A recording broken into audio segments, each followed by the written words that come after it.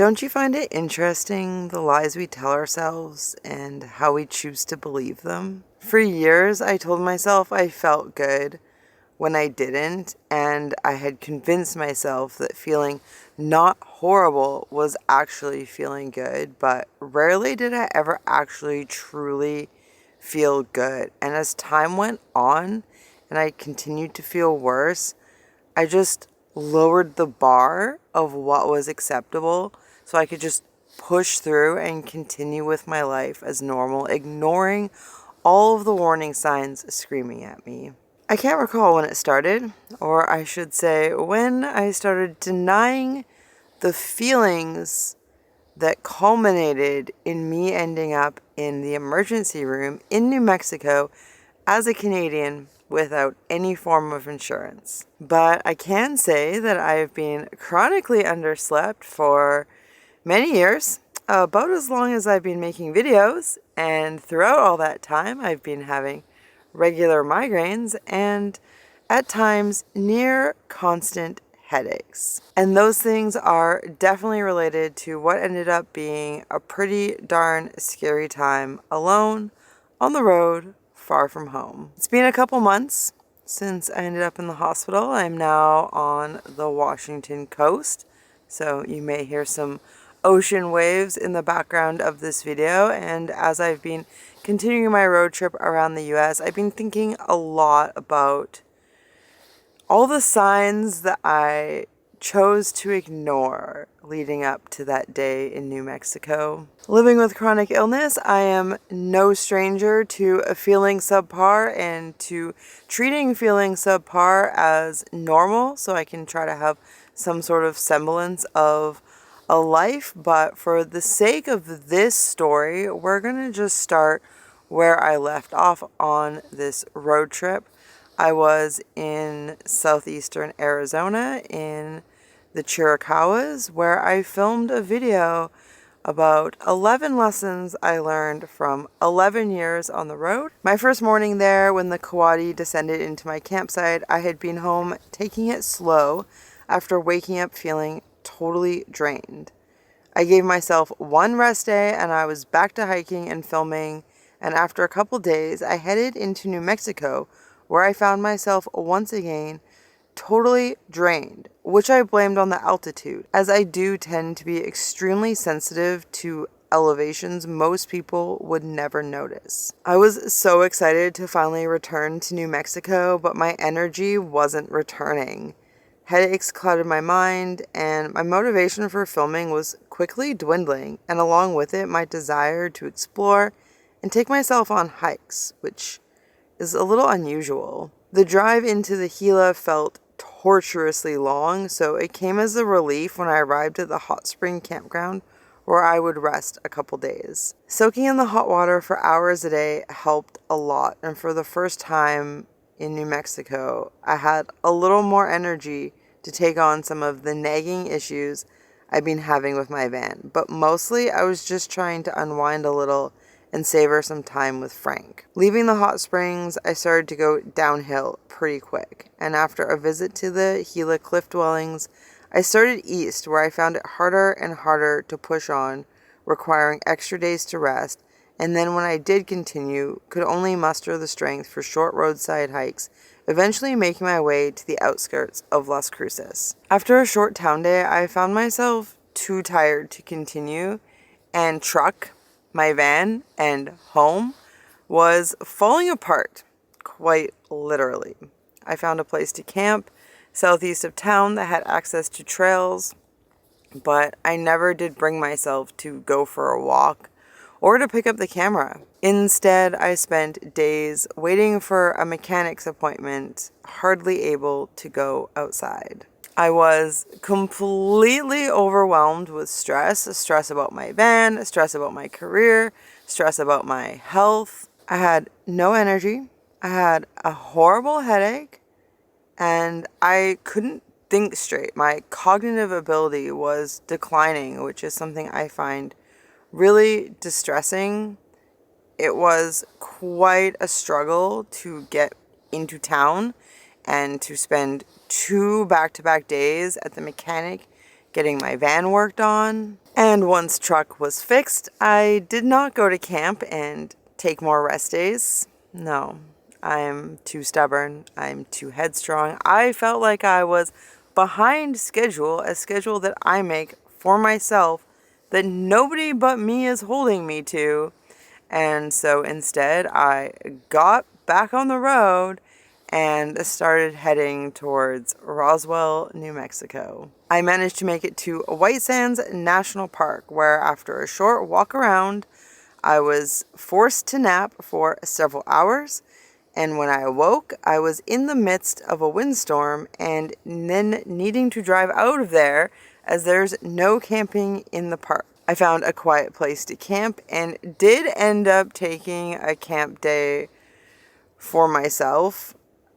But on the second night, things really took a turn. Real quick, I want to thank today's sponsor, who is Drink Element. Element is a super tasty electrolyte drink mix that also comes in a 16-ounce can of sparkling beverage. I've been drinking electrolytes for many years, and Element is by far the tastiest and most effective, so it has been just a real treat to be able to work with them for the past couple years. And as I've talked about many times on this channel, I've been working really hard for the past couple years to get back in shape, to build up my cardiovascular health, and that has been primarily by hiking a ton.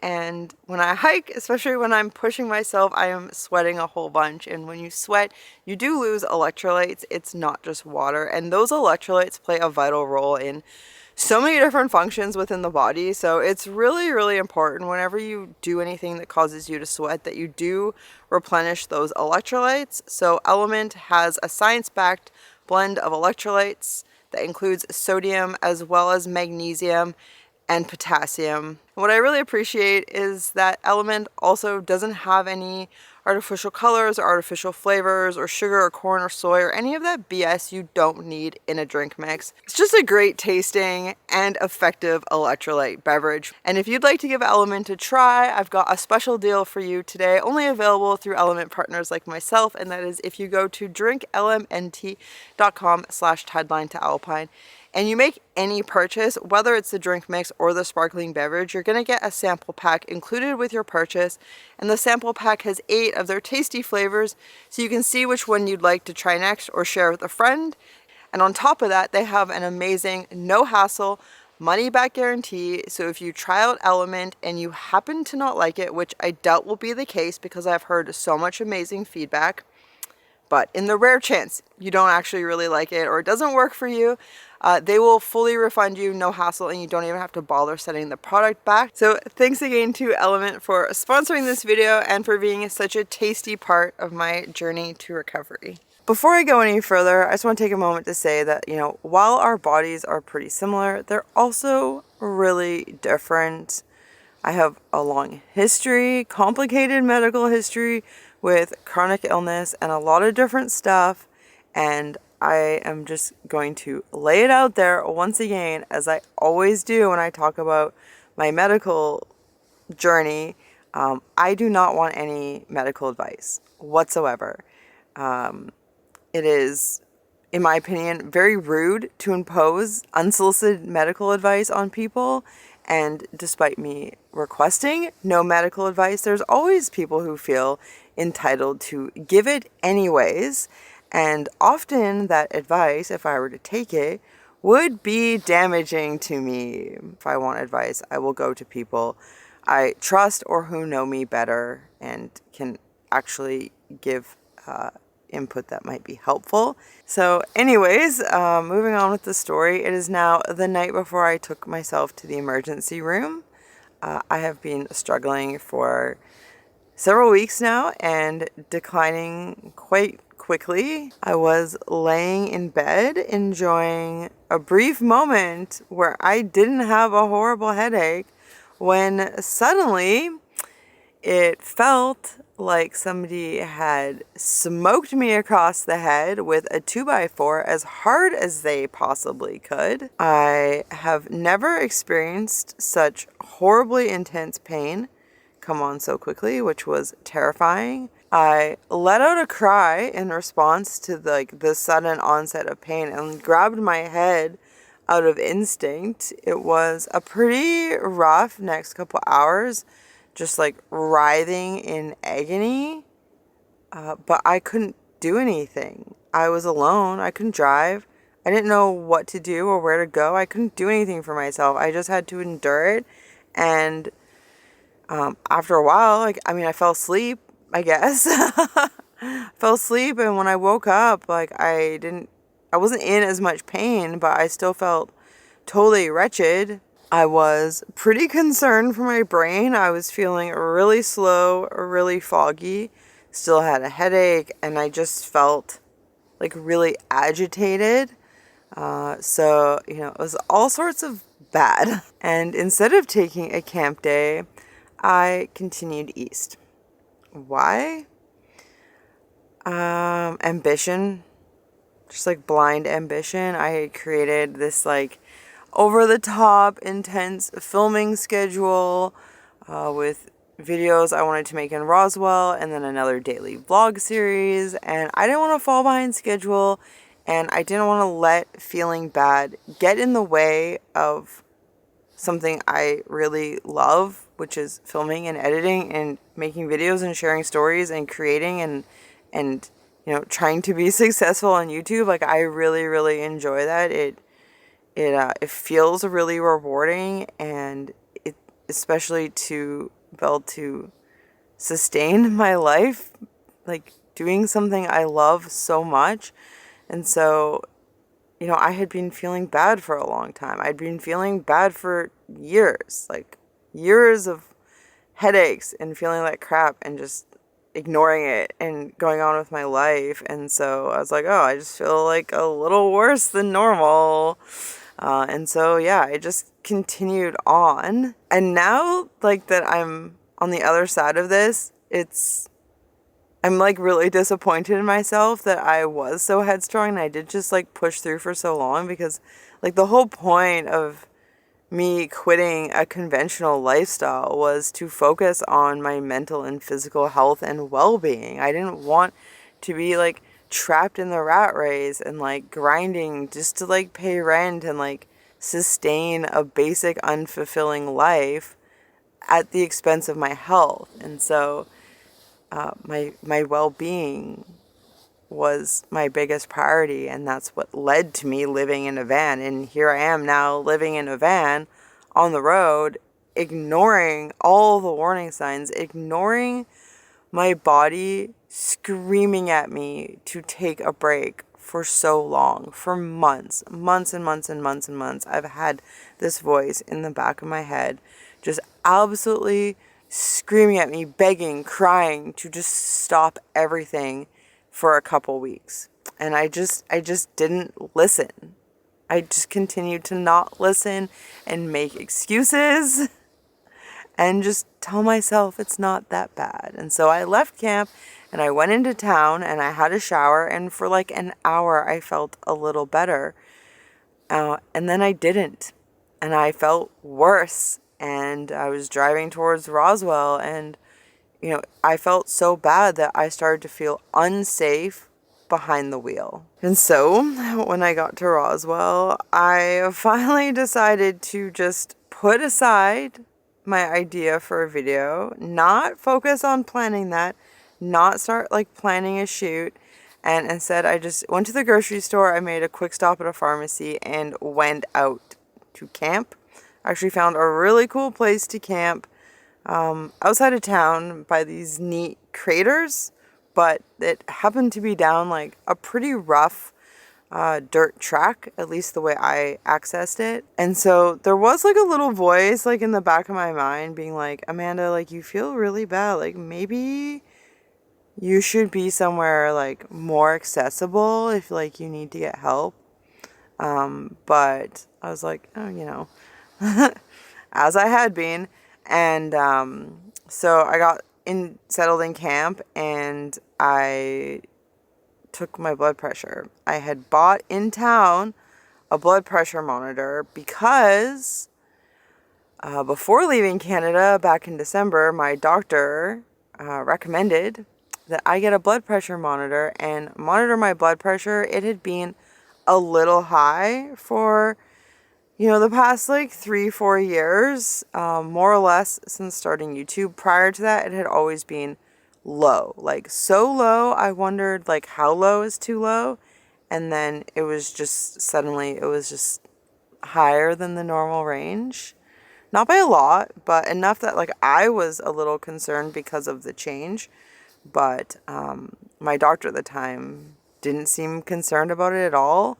And then my doctor quit his practice to move into private practice. So he quit being like a family doctor, and I got a new doctor, well, actually a nurse practitioner, which is better for me because I get more time with him in the appointments. They're not so rushed. But he was a little bit more concerned about my blood pressure.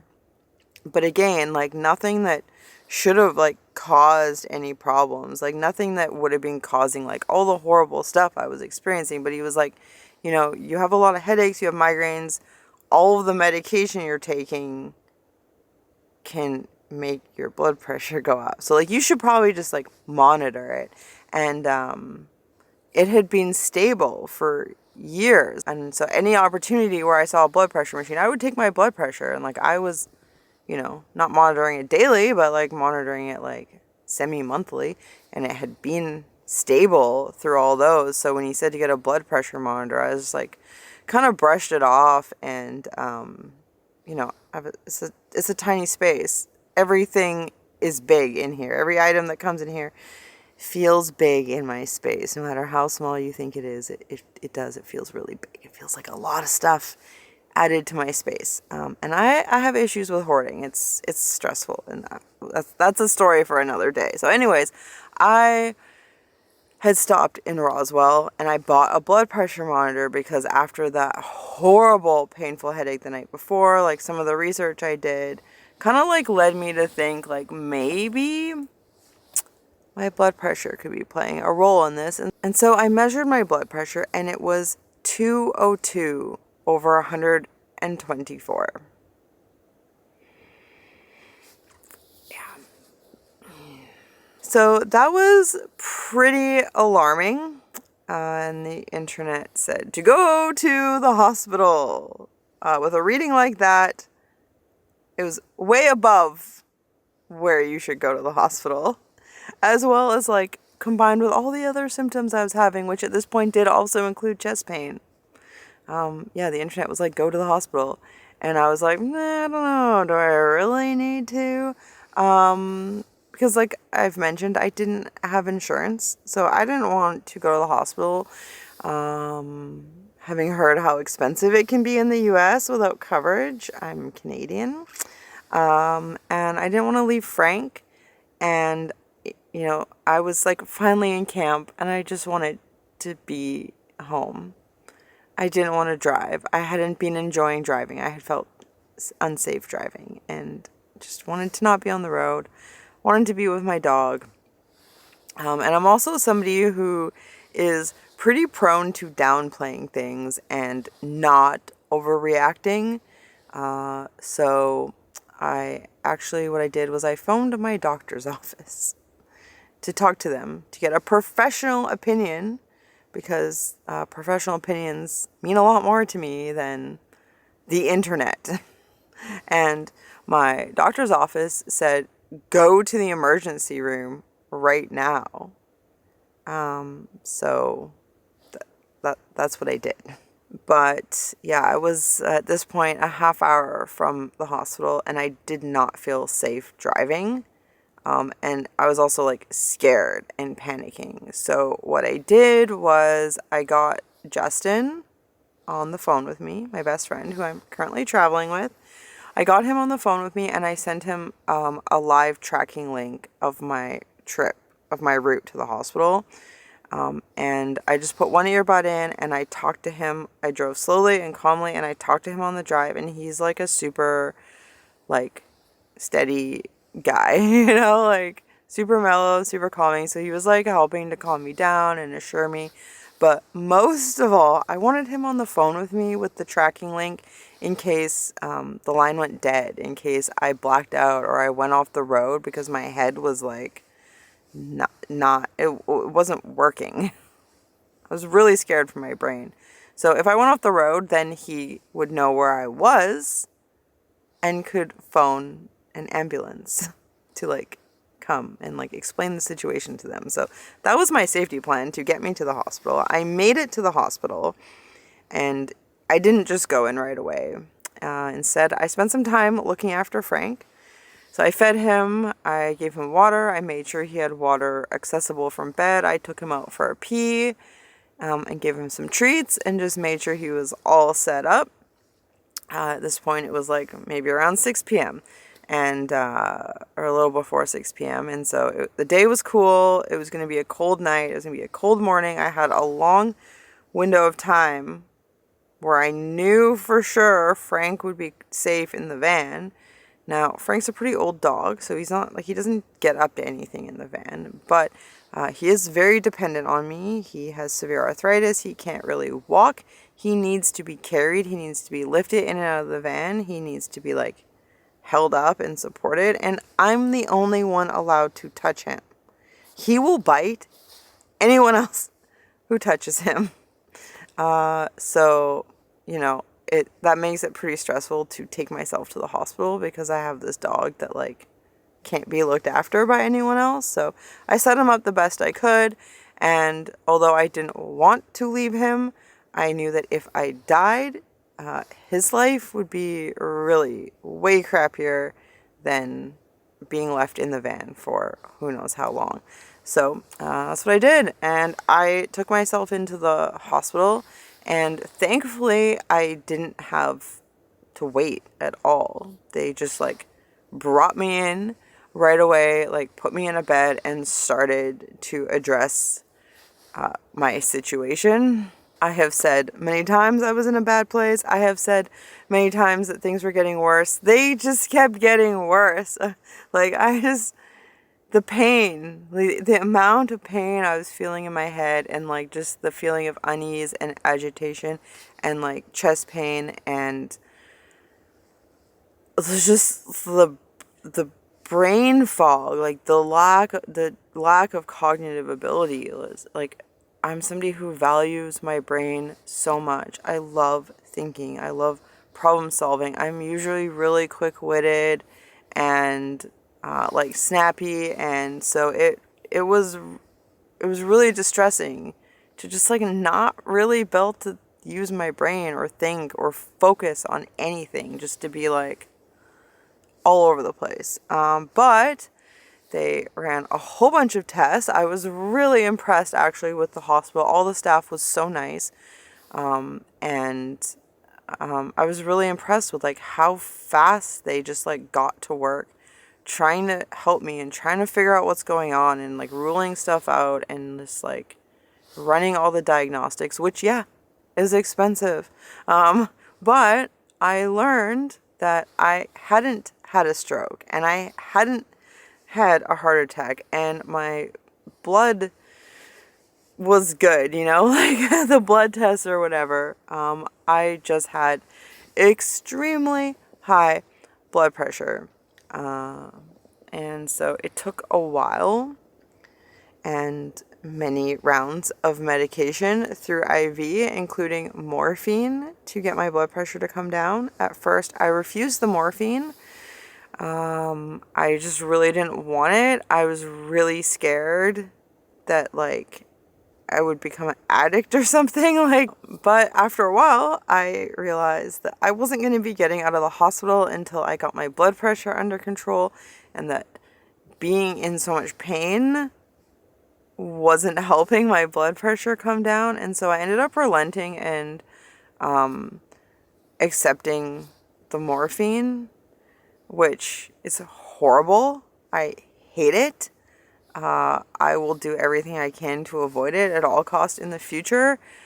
It was not a good experience. And then it made me nauseous, and despite anti-nausea medication, I still threw up a whole bunch, which, yeah, just, like, it's like I was already having a crappy time, so that wasn't nice. And so, yeah, then I had more blood pressure medication, and then I eventually just, like, passed out, fell asleep, and when I woke up, my blood pressure was low enough to be discharged, and it was freezing out. I was so cold, and I had a bit of a hard time, but I managed to walk myself around the hospital to my van. I got home sometime after between midnight and 1. So I was in the hospital for like 6 to 7 hours. So, you know, Frank, like, that's like normal for him. Not that I leave him that long that often, but it is well within his normal range.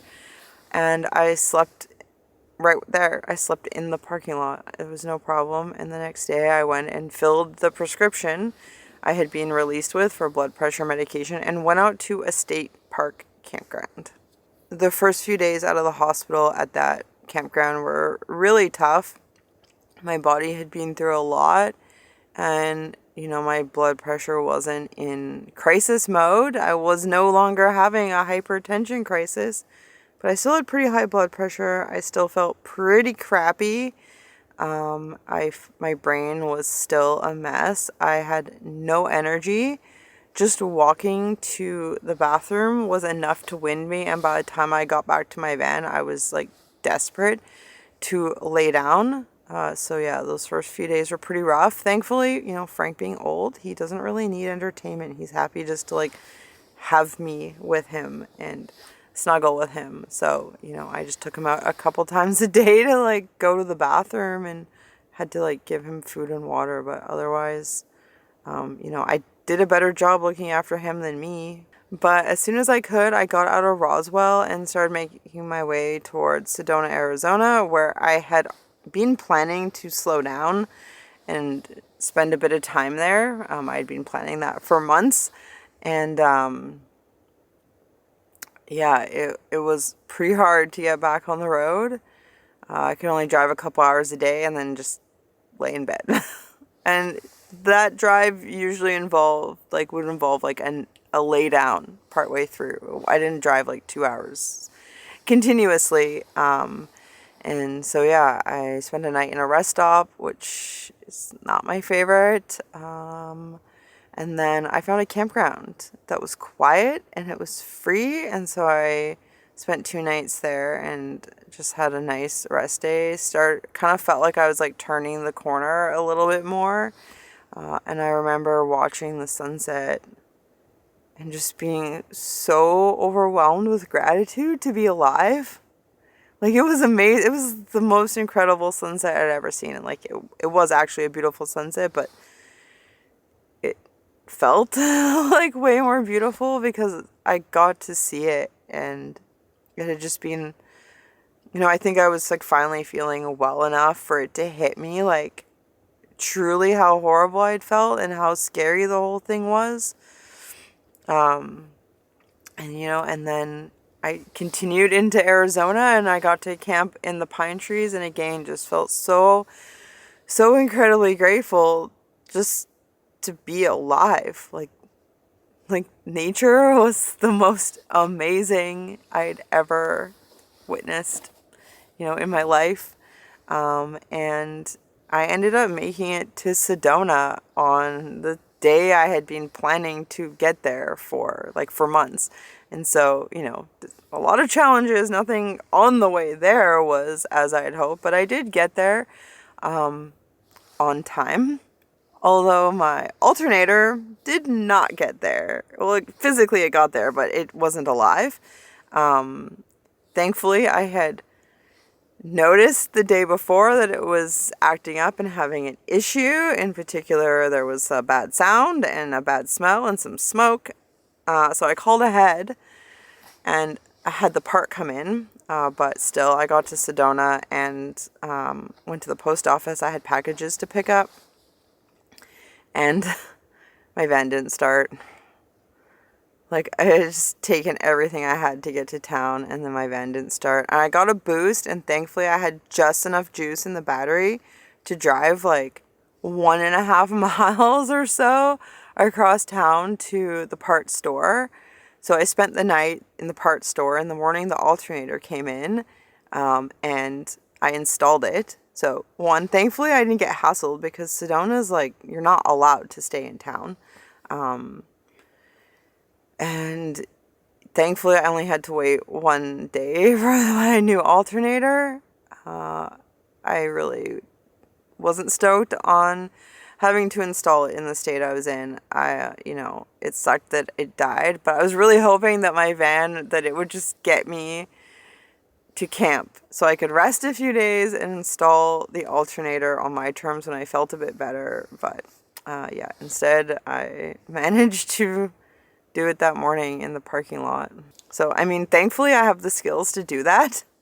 And I didn't have to like deal with a mechanic and like being stuck in town for days and then, yeah, all that. And you might recall, if you've been here a while, that I changed my alternator in a parking lot back in September. Well, that alternator was faulty from the beginning. It had a faulty internal voltage regulator, and the alternator had been acting up the whole time, which was causing issues with my DC to DC system. It kept blowing the circuit breaker because it was like surging the voltage. So that's what went on the alternator, was the voltage regulator. So it kind of fixed two problems at once. So it was kind of nice. It's been good since. It's been really good since. So yeah, you know, I had it.